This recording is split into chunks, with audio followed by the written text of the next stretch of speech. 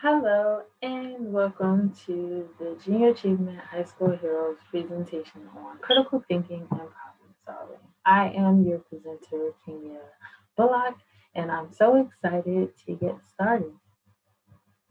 So, I want to start with explaining what Junior Achievement High School Heroes are. High School Heroes is a leadership development opportunity for high school students who deliver junior achievement programs in elementary school. I was a part of Junior Achievement in high school, and I even became a part of Junior Achievement High School Heroes as a mentee in middle school. So in fourth grade, I was picked up by a mentor and allowed to shadow them in the classroom. And since then, I've been really passionate about curriculum building, teaching in classrooms, or presenting as I am doing today. And so I'm excited to get started. And critical thinking is the mode of thinking about any subject, content, or problem in which the thinker improves the quality of their thinking by skillfully taking charge of the structures inherent in thinking and imposing intellectual standards upon them.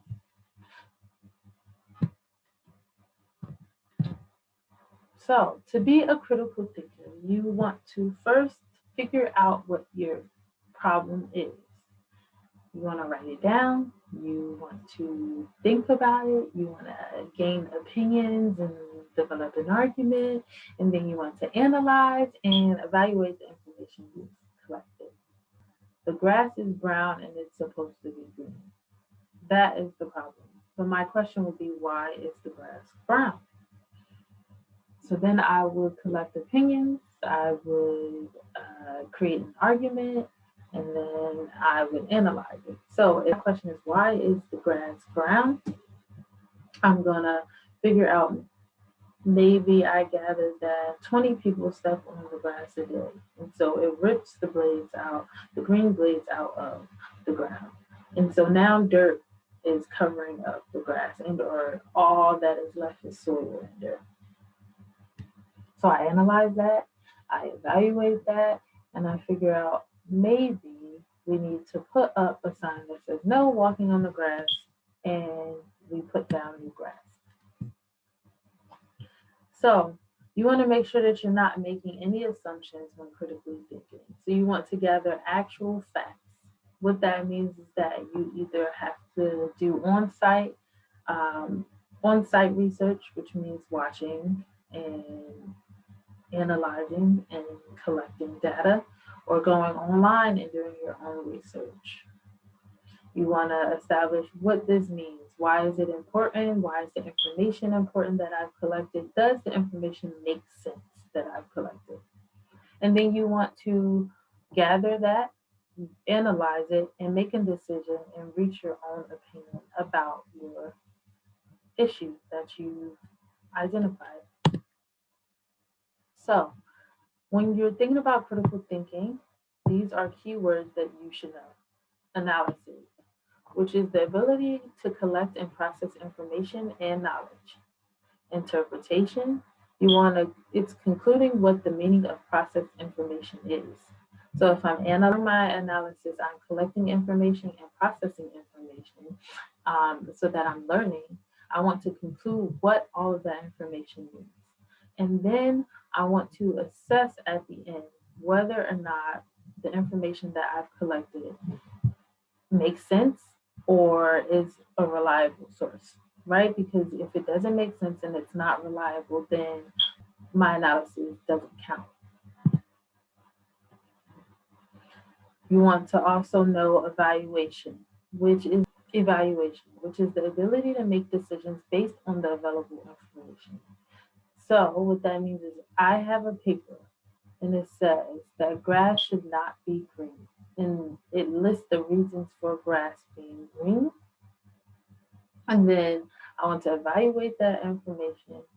I want to back that up with my own explanation so that I'm understanding it clearly. And then I want to correct my ways of thinking by keeping an open mind and making sure that I'm not making any assumptions.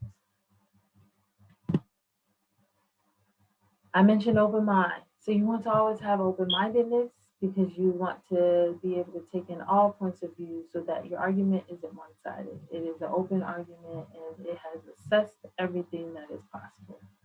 And then you want to think about problem solving, which is the ability to tackle unexpected problems and resolve conflicts, right? Because everything is not going to be a one-way street. We may have things that pop up during our analysis that throw us for a win. If you are a great critical thinker, you can be honest, you with your open mind and with your evaluation of the ways in which you think, you can be realistic with yourself. Um, any any opposition, any issues, any ways of controversy becomes an opportunity for you to grow as a being, as an individual, as a great critical thinker. You have to be patient with the process. Everything isn't going to fall into your lap.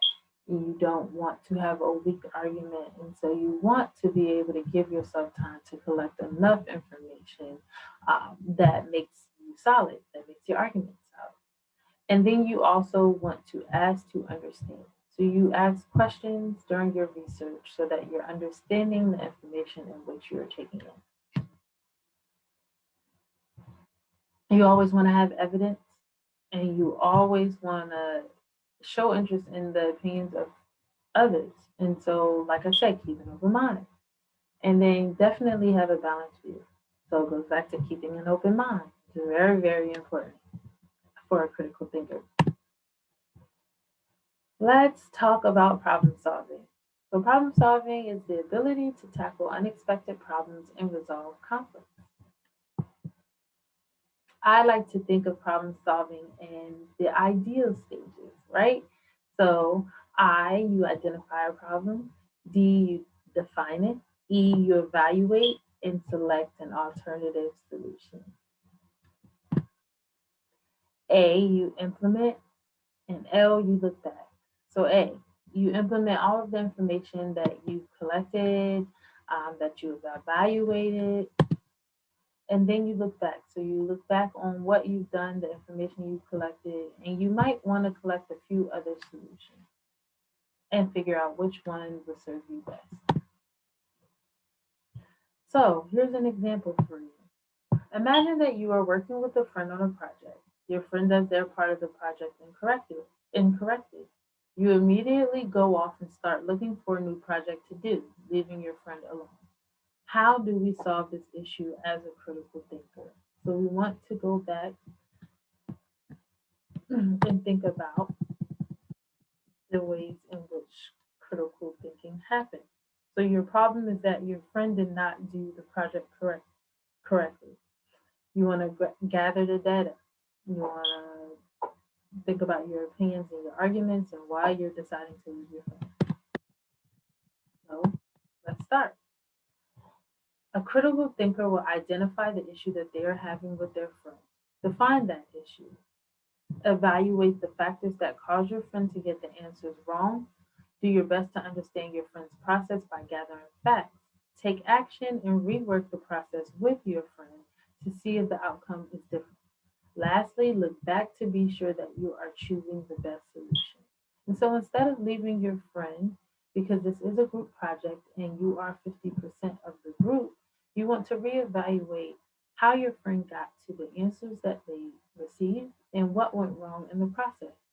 A great critical thinker is now balancing their view of the situation instead of walking away. So, in conclusion, problem solving requires critical thinking. Critical thinking skills are essential to the process of problem solving. So you want to always, always, always be thorough. You want to eliminate your bias and you want to have a strong conclusion. You need to look at it from multiple perspectives, keep an open mind, and make sure that your information that you're gathering is solid. Therefore, your argument and your conclusions are always solid. So I'm going to stop sharing my screen. Thank you so much for taking the time out to listen to me and to learn from me. And I hope that we could connect in the future as I am a Junior Achievement alum, and you are currently experiencing Junior Achievement High School Heroes, a program that I adore.